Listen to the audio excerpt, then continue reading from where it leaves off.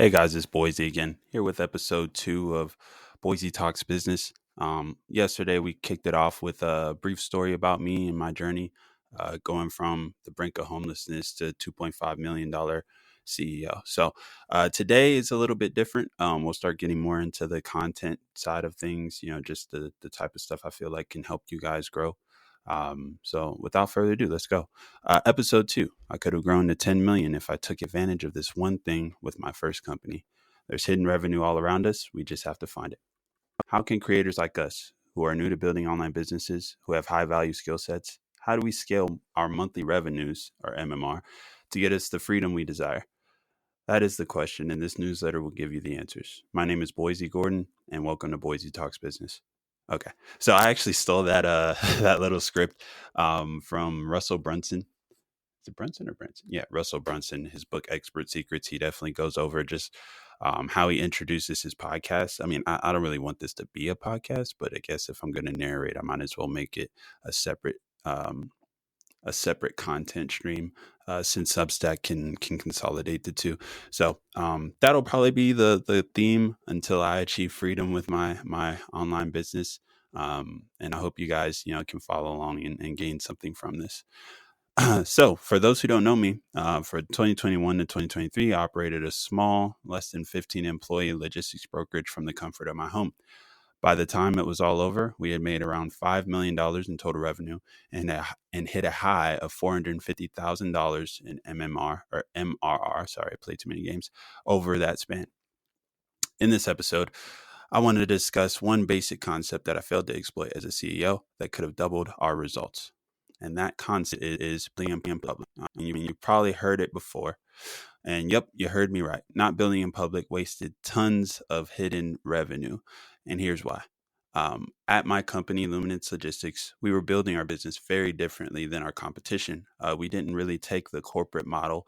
We wanted to build close-knit relationships, not just internally with our employees, but externally with our customers and our vendors. And we took a lot more energy and resources and put it into that side of it. And I felt like, if we had been more public about our process, that could have definitely helped in attracting more clientele to us, without us even having to lift much of a finger, just a couple posts here and there online. We were small and had the time to dedicate to it. So a lot of our competitors in competition were big billion-dollar companies, or not big billion, they were like 9-figure companies, who had been in the industry 10 plus years, who had kind of already monopolized the majority of the things we were trying to bid for.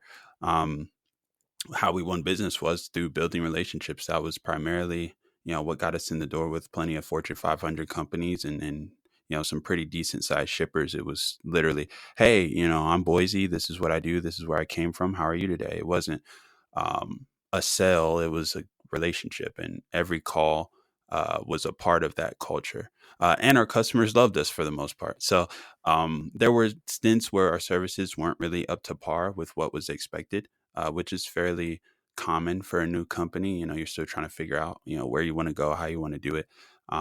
But they still loved us. They gave us multiple chances over and over again. And here are some testimonials. In the newsletter, I put a screenshot of a brochure that we would give out to new clients. But this is a testimonial. So you're always on time and proactive, which allows me to focus on my other responsibilities.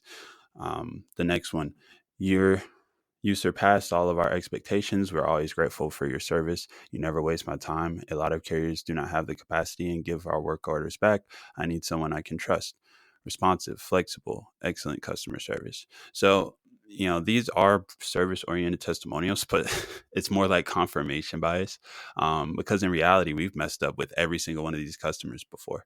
And that's not to say you should just go out and make mistakes on purpose, but that just speaks to the power of the relationship. When we did things good, it amplified the feelings that they felt about us. We would mess up one thing, it would do almost nothing to our reputation. We do one thing really well, and boom, we have that much more of a leverage with our clients. So definitely something we could have done better. How I do it now and trying to build my online business, I can't help but notice where I could have done things better with my previous one. Just thinking about how even one person creator businesses can generate millions a year. I had plenty of employees who absolutely loved working with me, and I know this because much of them ask me pretty frequently when I'm starting another business again. They tell me, "Oh, I don't like my job. I miss working for you." Like, um, and that's not a brag. It's just like the truth, and I feel like if they were willing to, if they even after everything wanted to work with me again and work for me again, I can only imagine if we leveraged building in public on an individual and employee basis, what that would look like. Giving people multiple inside perspectives on working for a startup, and I feel like that would be a very interesting insight to have, especially when you're doing it from a lifetime. Now I'm trying to recuperate some of that by building in public now, and then also reflecting on what happened. But memory isn't really all that reliable, and I can give you the big parts, but I'm definitely missing a lot of the little things that we did on a day-to-day basis. And had I leveraged that, I would definitely, if I had to do it over, I would definitely invest more into social media marketing and learning it rather than just simply posting platitudes all over the place. So social media funnel. It wouldn't even have to be a complicated process either. It would just be a simple a simple run of LinkedIn posts, um, a newsletter, just updating them on the service, how things are going within the company, things we're switching, and then that would convert to meetings, which we were pretty good at closing. I think we out of the meetings we took, we closed around 70%, 60% of our meetings were closes. Once we got a client to meet with us, it was pretty easy to convince them because that is when we showed our personality, our culture, our togetherness, our responsiveness. But it's very hard to take someone from close and see that without, having more to back you when you're on a sales call. So I feel like having the content would have definitely helped us there. And I'm not making that mistake again. So leveraging our success, our struggles, our culture, everything that made us special would definitely attract business. Heck, I wouldn't actually say this. I don't know why I wrote it, but heck, we were already getting referrals plenty or pretty frequently without asking. Like customers would come to us, "Hey, I have this guy who's a friend. Can you ship some of his product?" Some of them would be small, but we got some pretty decent business from just being a quality business and building relationships with people. So I can only imagine what would happen if we had a social platform, literally free money. For anyone interested, below is a process, or well, furthermore is a process. I don't even know if that's what you would say. Whatever. I did create this newsletter slash podcast from scratch in only 4 hours. So I do kind of go over how I did that and what I would do differently. I didn't really discuss what I do differently in the article. But I'll definitely give you guys some points there. So my 3-step process to create a newsletter in 4 hours. First things first is clarity of concept. This is the most important part. And I'll be honest, if you haven't been clear on your vision, this process is going to take longer than 4 hours just because you want to make sure that that is pristine.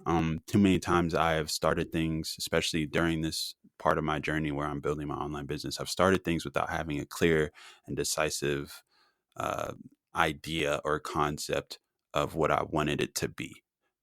With this podcast or newsletter, or whatever, I know exactly what I want from it. I know exactly who I'm targeting with it. I know exactly what I'm going to talk about. I know exactly the types of things I can talk about, and what will, just makes it a whole lot easier on the content creation side to have a clarity concept. And once you get this part figured out, it's literally smooth sailing. So, um, I received some clarity a while ago. I just didn't have a process to get started. Just in case you don't have clarity yet, or maybe you're still trying to solidify it a little more, or, fine tune it. Um, Here are a few questions. So, what is your end game? Right. This is kind of just a vision question. For me, my end game, I want to be free in most facets of life, at least financially free. And that doesn't mean debt paid off. That means money is no longer a barrier preventing me from doing the things I wanted within a reasonable time. So if I want to go on a trip to Tahiti, I don't have to wait 6 months to do that. I can go on one next month. I'm not saying I want to do it tomorrow. but definitely within a reasonable time frame where I'm not losing out on an opportunity from being trapped by finances. And I've already kind of calculated it. It'll cost me around $23,000 in monthly recurring revenue for household income. I should really just say monthly profit because eventually, once I scale, I'll have people doing different parts, and obviously they're going to get paid, and that'll get taken out of the revenue. So I'll probably switch that to monthly recurring profit or monthly profit, whatever. So after you get your end game down, you want to focus on how you're going to achieve that and when. So give a timeline and or estimated timeline and the vehicles you're going to use to get to where you want to be. So for me, I plan to make a bulk of my earnings through my online business consulting. Um, it's a Wi-Fi job, right? Meaning I can do it from anywhere, and it can be a very lucrative thing once it's set up and established. I estimate it'll take me around 2 years to attain my goal of getting it to the point where it is generating 23,000 in profit. And I'm already 4 months into it. Um, and I'm not changing the timeline. Like, it's very doable. It's just a matter of figuring out the system that works for me, finding my audience, making sure I'm consistent in the areas I need to be consistent in, and eventually everything will kind of come to shape. Then after that, you want to look at what is the vehicle. So uh, how exactly or what exactly are you going to use to get you to um, that goal? So this is always, or sorry, let me back up. I didn't even read this properly. Why is it your vehicle? It's always the funniest question because it literally makes people reset completely. A lot of people have their end game and then they pick the thing that'll achieve their end game the fastest rather than the thing that they actually care about. For instance, someone with a master's in chemistry, you know, is working in a lab and they hate their job, but they want to do a business. They'll instantly go to like, um, what is it, research writing, even though they hate research and they don't even like the degree they have. It's like you can use different skills that you earned. You don't have to literally use the degree. When you got your degree, you learned how to research. You learned what it takes to work hard. You knew, how to study. Like you can use you're a professional learner at that point. So you can use professional learning as a vehicle to get you to your end game. It's just a matter of finding the thing you want to learn that actually matters, that can net you some form of income. Anyway, um, I always save. Oh, let me. Whatever. Hold on. I lost my place. Went on a tangent. Oh, here we are. For me, I've already scaled a legitimate company. I feel like my knowledge is transferable. I've also acknowledged that my journey has changed my life, and I can only hope to help others achieve that same level of self development and fulfillment while leveraging my expertise. So that's kind of like a combination of like my life's purpose of helping people and using the expertise that I've gained along my journey. I don't plan to start another logistics company. I hate logistics, but I can start another company. Like I don't have to be stuck within that niche. And then are you creating or documenting? That's like the last and final question. This is the big key, mainly because you want to make sure that your newsletter is consistent. If you're going to do a once a week newsletter, that's fine, but it still needs to be consistent, not just with timing, but quality. Um, I think of creating as pulling concepts out of thin air. You're just, oh, look, I'm creative. I just randomly amalgamated two things that, you know, have nothing to do with each other and it makes sense. And that might be cool for like one article and it might go really well, but can you do that forever?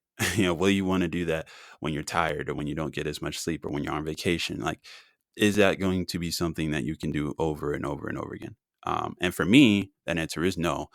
I tried creating. I've been creating for a long time. I burnt myself out so much in trying to do it. It wasn't until I recently, maybe like before my trip to Cancun, that I actually started to um, document, right? So documenting is simply talking from experience. So what have you done and what will you do and what are you doing? It's always easiest to talk from those things because you've already done a lot of the work in synthesizing the data. It's just about articulating it in a way that's beneficial to your audience. Like for me, I've already built a newsletter and I did that in 4 hours. Later on, I'll share my process with that. I didn't really have to work on this. These questions that we're talking about are something that I've already been through. Like, I just reverse engineered the process. I didn't have to think about it. I didn't have to be creative. It was just a matter of getting my thoughts on paper. Well, technically not paper, but you get the point. You don't have to do any work other than deciding what experiences are relevant to your audience and your vision. And then from there, once you've answered all of these questions, it's just about putting it all together. So here's an example. This is me putting it all together, or putting it all together for the questions that I answered. So I am documenting and sharing my experiences of self-development, fulfillment, within entrepreneurship to help others grow their online businesses. So this is the focus of my newsletter, and that's how I created the concept for this newsletter. Just going through this list. So if you haven't had a concept that you want to discuss, definitely these questions. Branding. That's kind of the easiest part. There's a lot of tools that you can use. You can buy brand kits from people. You can, they're like $100. You might be able to just get a quick, 30-second template to fill out. Now that I know my concept, coming up with branding was fairly easy.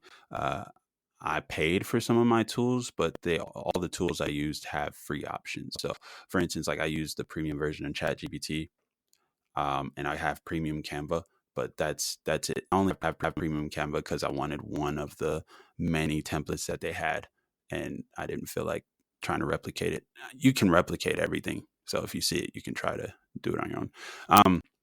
So first thing you need is a description for your newsletter. You can just copy your concept. So for instance, I said, I am documenting and sharing my experiences, blah, blah, blah. I can put that as the description for my newsletter. For me, I actually listed my credentials first, but now that I've kind of re-articulated my concept for the purpose of this article, I'll be going back and changing my bio again, or description again. Second thing you need is a bio. So you can copy it from your other bios that you use, or you can use ChatGPT if you're stuck. You can make it 3 sentences or less. High value accomplishment to give you credibility. Your offer, and then something personal. And that's just going to go on your personal profile. So when people get curious about you as the individual, not the newsletter itself, they just can read that short little snippet and know exactly what you're about. And then the third thing you need is a color palette. So you want to make sure that your colors kind of mesh together.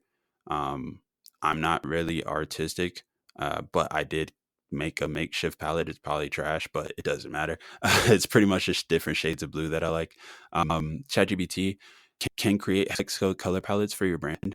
So all you gotta do is put in brand values or a favorite color and see what it spits out. And then you can go in and check, the various palettes and see which ones look best for you. They also have tools online. If you just search like color palette generator or whatever, I'm sure you'll find something. You need a profile photo. So for my profile photo, all I did was take a selfie on my iPhone, and then I used remove.bg to edit and remove the background. So it completely transparencyed the background on the image, and then I can input the color with my hex code from my color palette into that. So my color is Azure Blue, which is hex code 007 triple F. I only know that by heart because I was tired of typing it so often or looking for it so often. So then you'll need your word mark. Canva has a lot of templates with this. I just searched the word mark, or the phrase word mark, and went from there. I picked the one that resonated with me, and I edited it to look how I think it should look. I deleted the I, it looked interesting, and it added a little bit more character. Well, I guess technically it removed the character, but you get the point. Like, it added something to it. Then you need a logo. So you can use your word mark as your logo. You don't necessarily have to have one, but I'm going through the list of things that Substack requires as well. So other newsletters may not even have these as requirements. I know a lot of them are just email lists, so you probably don't even need much of this stuff anyway. But I looked up chat bubbles, hence my name, Boysie Talks Business. So I just wanted to see like what they had as templates available.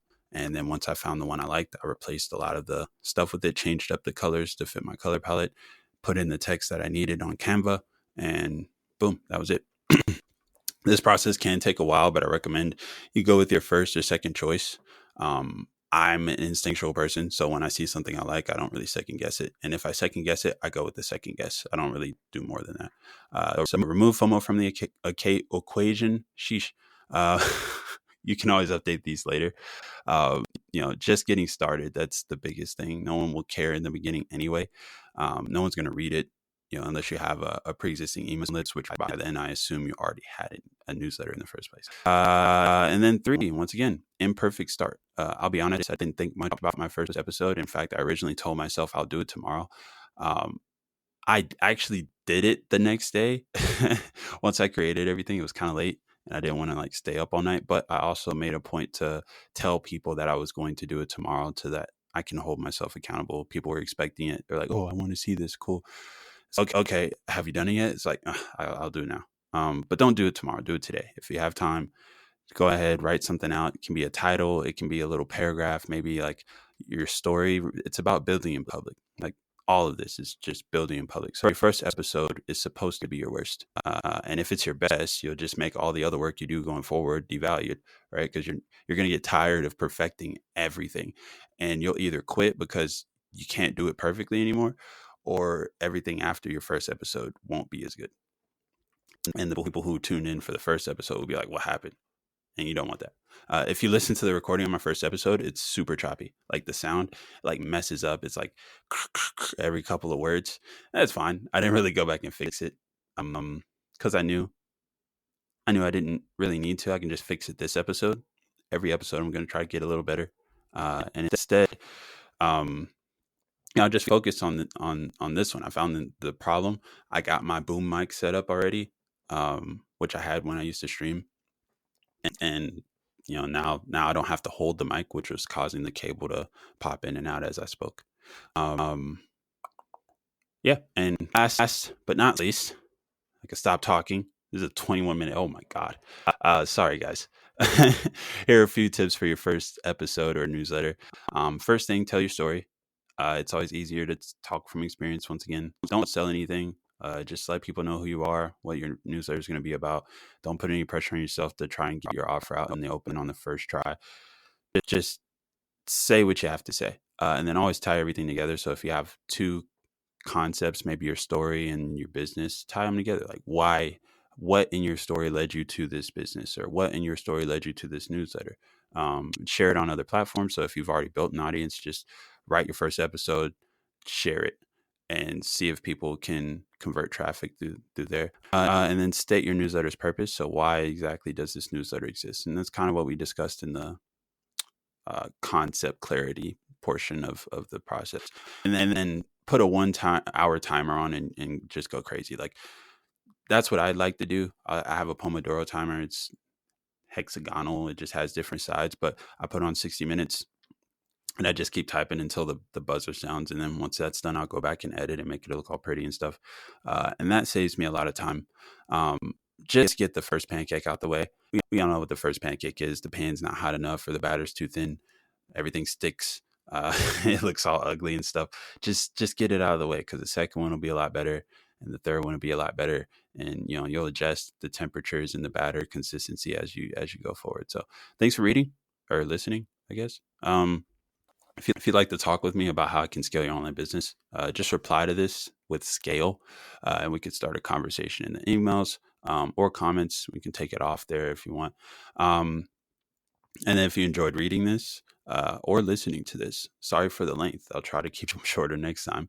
Be sure to subscribe for more daily content. Like I said, I will be here every single day. And then just a little tip. This is my main show, right? So I plan to put all the things that I want to talk about for the day in here. This thing took me like an hour and 15 to write. And then I plan to part out into article or 2 on Medium and some tweets. And I don't have to create from scratch anymore. I can literally just parse it out. Like this whole first half of my article, where I just talk about business and how I do it now in social media funnel. I can put that in there, and then just put, for anyone interested, go to my Substack to see how I built my newsletter from scratch in only 4 hours. And then they're going to see this, or hear this podcast and be like, oh my gosh, I have to subscribe. Just food for thought. Like you don't have to think for different times. Just go with the flow and then piece out your content in different places. But thanks for tuning in, and we'll definitely be here tomorrow.